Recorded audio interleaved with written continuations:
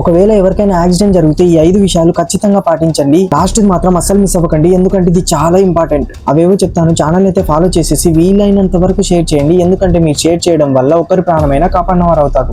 First of all మీరు ఏం చేయాలంటే యాక్సిడెంట్ అయిన వెంటనే రోడ్ మీద అయితే అస్సలు ఉండకూడదు. ఒక సైడ్కి అయితే వెళ్ళిపోండి, ఎందుకంటే ఆపోజిట్ ఏదైనా వెహికల్ వస్తుందంటే అది కూడా మళ్ళీ మీకు తగలొచ్చు. సెకండ్ ఇది, ఎవరైతే యాక్సిడెంట్ కి గురయ్యారో వాళ్ళని అస్సలు కదపకండి. మెయిన్ గా తన మెడ లేదా తల ఇంకా వెన్నెముక వీటిని మాత్రం అస్సలు కదపకండి.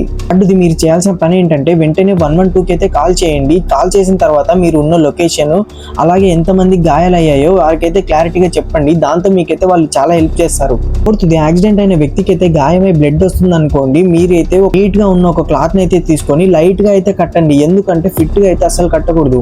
దీని వల్ల అంబులెన్స్ వచ్చే లోపు బ్లడ్ లాస్ అవ్వడం కొంచెం తగ్గుతుంది. ఫిఫ్త్ది, ఇది చాలా ఇంపార్టెంట్. ఒకవేళ ఎవరికైనా యాక్సిడెంట్ అయిందనుకోని మీరు అతనికి వెంటనే ఫుడ్ కానీ వాటర్ కానీ అస్సలు ఇవ్వకూడదు. మెయిన్ గా ఒక వ్యక్తి అన్కాన్షియస్ అయిపోతున్నాడు అనుకోండి, అతనికి వాటర్ కానీ ఫుడ్ కానీ అస్సలు ఇవ్వకూడదు. దాని వల్ల అతనికి చాలా ప్రమాదం అయితే జరుగుతుంది. ఎవరికైతే ఈ 5 థింగ్స్ తెలీదో వాళ్ళకి ఈ వీడియోని అయితే షేర్ చేయండి.